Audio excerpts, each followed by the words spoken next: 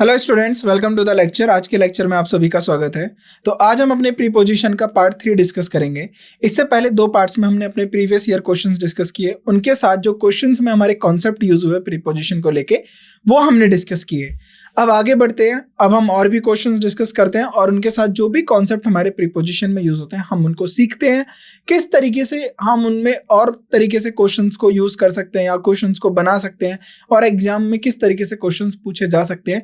इसके लिए previous year करना बहुत ज़रूरी होता है, क्योंकि प्रीवियस ईयर भी आपके लिए एक नया क्वेश्चन है, क्योंकि वो भी एग्जाम में आया हुआ है और वो भी उसी कॉन्सेप्ट के ऊपर है जो आपने थ्योरी में डिस्कस किया है। अगर आप प्रीवियस ईयर अच्छे से बना पा रहे हैं, इसका मतलब है आप एग्जाम में भी अच्छे से आगे स्कोर कर पाएंगे, क्योंकि आपको कॉन्सेप्ट अच्छे से याद हो चुका है, आपने समझ चुके हैं। तो प्रीवियस ईयर को अच्छे से प्रैक्टिस करिए। पहले आप खुद बनाने की कोशिश करिए, देन उसके बाद सॉल्यूशन देखिए। राइट, तो प्रीवियस ईयर बहुत ज़्यादा इंपॉर्टेंट रखता है हमारे एग्जाम पॉइंट ऑफ व्यू से।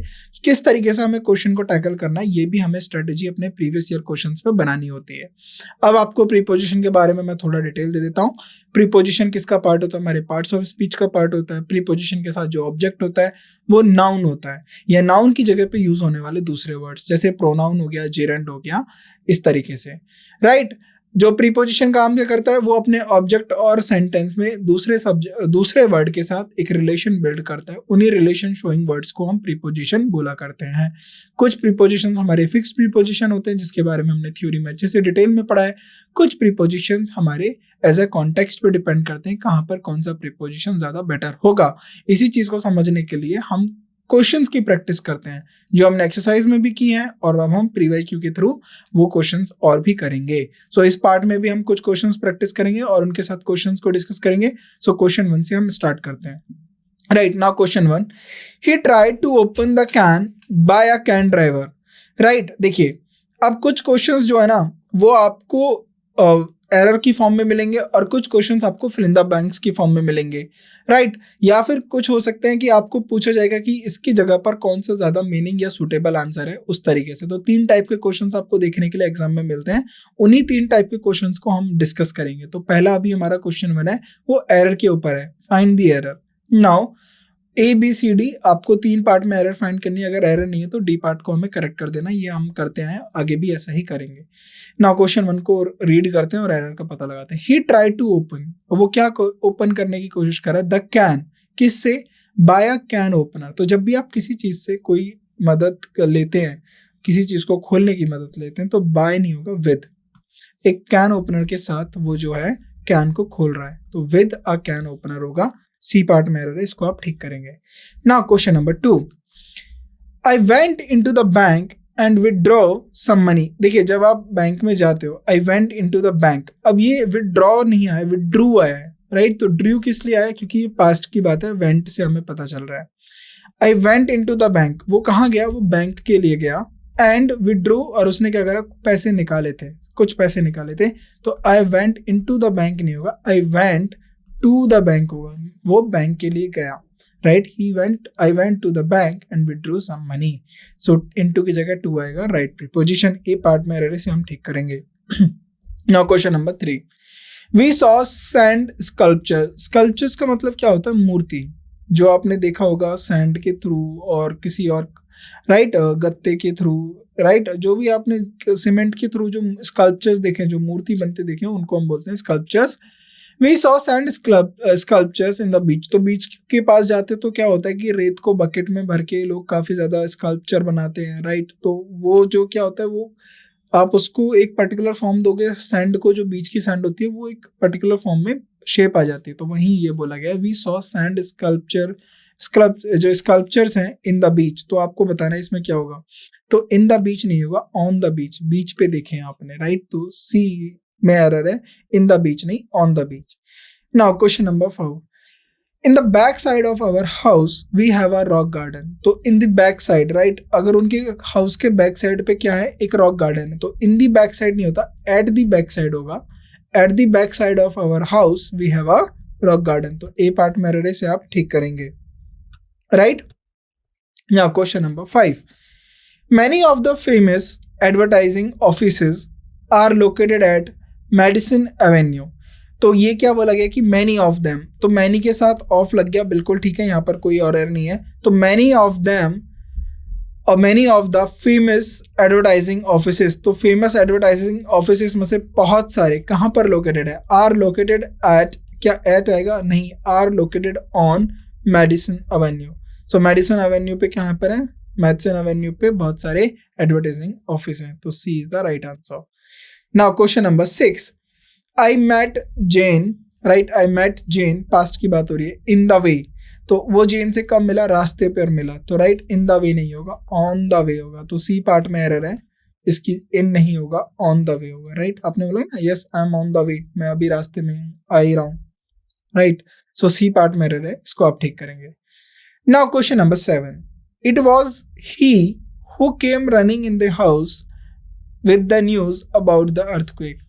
इट वॉज ही, वो आप बता रहे हो, किसी को इंडिकेट कर रहे हो, वो था जो घर में दौड़ के आया और जिसने अर्थक्वेक के न्यूज के बारे में बताया, तो it was he, right, who came, कहां पर आया, who came running in the house, running into the house होगा, not in the house, running into the house with the news about the earthquake, so B part में error है, इसको आप ठीक करेंगे। Now question number 8, he went in the room, right, he went in the room, opened a box and took out a gun, वो कहाँ गया, वो रूम में गया, उसने एक ओपन बॉक्स खोला था और गन निकाली थी, तो he went into the room, not in the room, he went into the room, so A part में एरर है, इसको आप ठीक करेंगे। Now question number 9, the weather was still wet and foggy when I was driving on the airport, right, the weather was still wet, तो weather जो था, wait का मतलब गीला, थोड़ा नमीदार था, गीला था, और फॉगी था, कब, जब वह ड्राइव कर रहा था, जब आई वॉज ड्राइविंग, जब मैं ड्राइव कर रहा था, कहाँ पर, on the airport, right, on नहीं होगा, I was driving towards the airport, airport की तरफ जब मैं ड्राइव कर रहा था, राइट, तो सी पार्ट में एरर है, इसको आप ठीक करेंगे। नाउ अब हमें बताना है कि जो हमारे हाईलाइटेड वर्ड्स हैं, इनकी जगह पर कोई और दूसरे वर्ड्स इनको रिप्लेस कर सकते हैं ज़्यादा मीनिंगफुल मीनिंग देने के लिए, या फिर यही जो है सही हैं। तो Mrs Madhuri has great respect and unlimited faith in her director, तो मिसेस माधुरी का जो था वो बहुत ज़्यादा रिस्पेक्ट है और क्या है, अनलिमिटेड फेथ है, किसके लिए, इन हर डायरेक्टर, राइट। तो अब आपको बताना है, respect and unlimited for her director होगा, respect for and unlimited faith for होगा, राइट। सो इसमें से आपको बताना है कौन सा राइट आंसर होगा। तो रिस्पेक्ट फॉर, उनके लिए रिस्पेक्ट है, एंड फेथ इन, तो फेथ फॉर नहीं होता, फेथ के साथ होता है। आपको जब किसी पे देखिए, रिस्पेक्ट फॉर और फेथ इन का मतलब है भरोसा है, तो यहाँ पर रिस्पेक्ट फॉर होगा, क्योंकि देखिए ये अगर सेम हो जाते दोनों के लिए, अगर कॉमन प्रीपोजिशन आता तो हम लास्ट वाले में ही प्रीपोजिशन यूज करते, लेकिन दोनों के लिए अलग प्रीपोजिशन है तो अलग लिखा जाएगा, respect for and unlimited faith in, right. तो रिस्पेक्ट इन नहीं होता, रिस्पेक्ट के साथ फोर आता है, इसलिए यहाँ पर फोर आएगा, राइट। फेथ के साथ इन आ जाता है, ये ठीक है, राइट। तो सी पार्ट को ठीक करेंगे, C is the right answer. Now question number 11, along with success comes a need for wisdom, right, along with success comes a need। अब देखिए, need for wisdom होगा, need through wisdom होगा, right, क्या होगा, need thrust reputation, अब आपको बताना है क्या होगा, नो इम्प्रूवमेंट होगा, right. Along with success a thrust for wisdom, right, a thirst for wisdom, right. तो यहां पर क्या हो जाएगा, thirst for wisdom. Now question number 12, he is a dissident from the Mughal royalty. देखिए, डिसिडेंट का मतलब क्या होता है, जो वंशज होते हैं, तो वो कहाँ से डिसिडेंट है, मुगल रॉयलिटी से, तो राइट। सो इसमें हमें फ्रॉम की जगह बताना, ऑफ होगा, इन होगा, फोर होगा, तो आपको बताना। देखिए, जब भी आप होते हैं ना, ही is a dissident of particular, तो किसी फैमिली या किसी का वंशज होते हैं, राइट, तो उस पर्टिकुलर से बिलोंग करते, तो फ्रॉम नहीं होगा, ऑफ होगा, right. He is a dissident of the Mughal royalty, तो ए पार्ट में एरर है, इसको आप ठीक करेंगे, मतलब A is the most suitable answer. Now question number 13, he is addicted to alcohol and this exerts a bad influence on his family, right। वो किसका एडिक्टेड है, वो अल्कोहल का एडिक्टेड है, उससे क्या होगा, और इसकी वजह से उसकी फैमिली के ऊपर क्या बैड इन्फ्लुएंस है, on his family, so on होगा, इन होगा, अबाउट होगा, क्या होगा इसमें राइट आंसर? नो इम्प्रूवमेंट होगा, राइट? तो इसमें सही आंसर ऑन ही होगा, सो ऑन ही इसका सही आंसर है, right? Now question number 14, his lust for power brought about his downfall. Lust for power का मतलब है कि भूख, पावर के लिए जो सत्ता की जो भूख है ना, उसकी वजह से इसका डाउनफॉल हुआ, right? Brought about his downfall, downfall मतलब उसकी गिरावट उसी की वजह से हुई क्योंकि इसको जो सत्ता के लिए भूख है, right? His lust for power. So अब आपको इसमें से बताना है कौन सा होगा। Intense desire, right? Desire for power, तो यहाँ पर B is the right answer. तो किसकी बात हो रही है? Intense desire, right? तो या डिजायर फॉर पावर होगा या क्या होगा? लस्ट। देखिए यहाँ पर पावर तो दिया हुआ है, तो यहाँ पर जो लस्ट फॉर का मतलब होता है इंटेंस डिजायर, राइट? तो A is the right answer. Now question number 15, the corrupt behaviour of the politicians is incomplete contrast with the expectation of the common man. देखिए the corrupt behaviour of the politician is incomplete contrast, यहाँ पर incomplete मत पढ़िएगा इसे, incomplete contrast with the expectation of the common man. तो with रखना है, with या होगा या टू एक्सपेक्टेशन होगा, ऑफ एक्सपेक्टेशन होगा, ऑन होगा, राइट? तो टू एक्सपेक्टेशन होगा, राइट? तो विद नहीं होगा, टू होगा। The corrupt behaviour of the politicians is incomplete contrast to the expectation of the common man, right? Now question number 16, he has very good command on English। तो he has a very good command on English होगा, off English होगा या in English होगा, right? तो इसको आपको right answer बताना है। he has a very good command of English, तो उस पे इंग्लिश की अच्छी कमांड है। कि उसकी किसके ऊपर कमांड है? इंग्लिश के ऊपर। he has a very good command of English, right? A is the right answer, right? A is the right answer. Now question number 17, he had no difficulty to settle down to her new life in the city। तो उसको कोई भी difficulty नहीं है। he had no difficulty to settle down to her new life in the city, right? in settling down होगा, for settling down होगा, to settling down होगा। तो आपको बताना है he had no difficulty in setting down, right? in setting down to her new life in the city। तो to settle down नहीं होगा, in setting down, राइट? तो उसे कोई दिक्कत नहीं आएगी अपनी नई लाइफ नए लाइक सिटी में शुरू करने के लिए। तो यहाँ यही इसका सेंस दिया है, in setting down. So A part में A part is the most suitable answer, इसको हम मार्क करेंगे। Now Nelson Mandela struggled hard to get quality from the whites in South Africa. तो जो नेल्सन मंडेला थे उनको गांधी ऑफ साउथ अफ्रीका भी बोला जाता है। उन्होंने भी काफ़ी ज़्यादा अपने जो कंट्री है साउथ अफ्रीका के लिए बहुत काम किया था। तो नेल्सन मंडेला स्ट्रगल्ड हार्ड, उन्होंने काफ़ी ज़्यादा मेहनत करी टू गेट इक्वालिटी। तो क्या लिया उन्होंने? इक्वालिटी के लिए, समानता के लिए। कहाँ, किन से? From the whites in South Africa, तो साउथ अफ्रीका से, राइट? तो विद दी वाइट्स होगा, एट वाइट्स होगा, तो आपको इसमें बताना है विद दी वाइट्स, फ्रॉम नहीं होगा, with the whites. Get equality with the whites in South Africa. So B is the right answer. Now question number 19. My opinion of the play is that it will win the national award। तो उसका जो opinion है play के regarding वो क्या है कि वो नेशनल अवार्ड जीतेगा। कौन? इट यहाँ पर किसके लिए बोला गया है? इट यहाँ पर प्ले के लिए बोला गया है, इट विल विन। तो माई ओपिनियन ऑफ होगा या माई ओपिनियन अबाउट होगा या माई ओपिनियन टू होगा। तो आप इसको बताना माई ओपिनियन अबाउट। तो जब भी आप अपना ओपिनियन देते तो my opinion about you is this this this, right? Now question number 20, you stand a good chance, right? अब उसके पास क्या है? You stand a good chance dash the match, winning. देखिए of winning the match, to win the match, या फिर for winning the match या in winning the match. तो यहाँ पर बोलेंगे you stand a good chance for winning the match. यार क्या बोला गया है कि आपके पास अच्छे चांस है किसको? मैच को जीतने के लिए, for winning the match. A is the right answer. Now question number 21, can you tell the difference? अब difference between butter and margarine होगा, डिफरेंस अबाउट होगा, राइट? तो difference with, difference between, difference among, difference over. तो ये आपको बहुत common word है, अगर आपने पढ़ा हो तो इसका सही आंसर आप दे देंगे। तो right answer is B, difference between. Can you tell the difference between butter and margarine, right? Now question number 22, King George fifth accessions, right, dash the throne was celebrated with great pomp। So king George 5, right, king George 5 के बारे में बोला गया है assertion.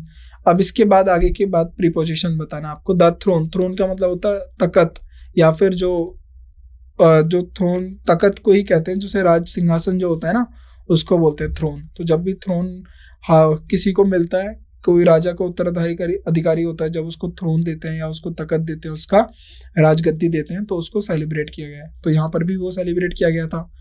तो 4 होगा, with होगा, against होगा, टू होगा, राइट। सो इसको आपको बताना है कौन सा राइट होगा। The 2 is the right answer. Section 2, the king George 5 accession to the throne was celebrated with great pomp, right? accession के साथ 2 आया है। Now question number 23, desire dash self expression is one of the basic quality of man। तो जो self expression होता है, right, अपने आप को किस तरीके से प्रकट करना है, वो क्या होता है, एक बेसिक क्वालिटी होती है किसी भी मैन का मतलब यहाँ पर ह्यूमन से है, राइट, मैन का मतलब यहाँ पर किससे है, ह्यूमन से। सो डिजायर के बाद क्या होगा, डिजायर 4 होगा, या डिजायर ऑन होगा, डिजायर बाय होगा, डिजायर ओवर होगा। तो राइट, तो desire 4।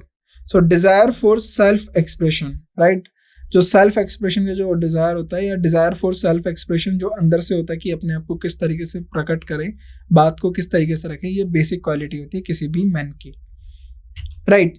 Now question number 24, he shows great ability dash mathematics. He shows great ability about, या great ability at mathematics, या great ability for mathematics।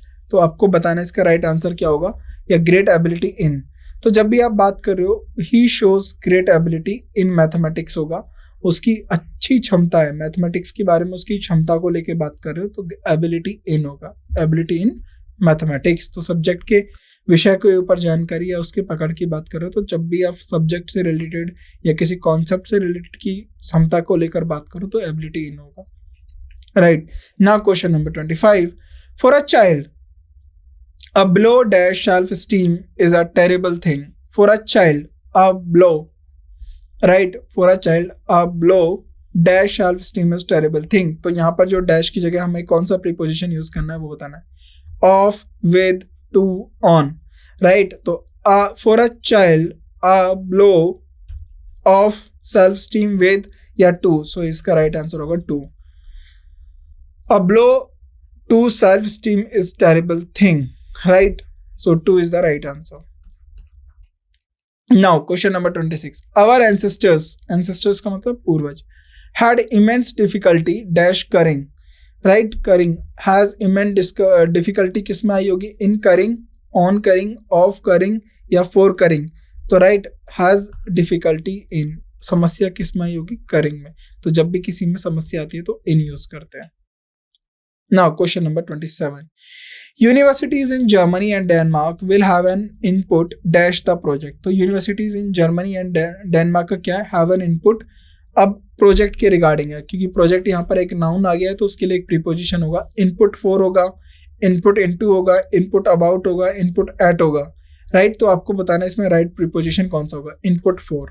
तो universities in Germany and Denmark will have an input for the project, right, किसके regarding input है उनके पास, project, for the project, right.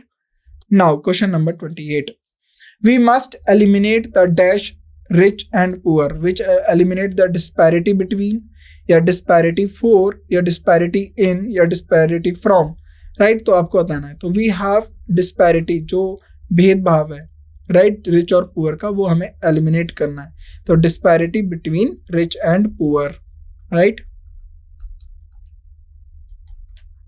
disparity between किसके बीच में भेदभाव, rich और poor, तो वो हमें खत्म करना है, right।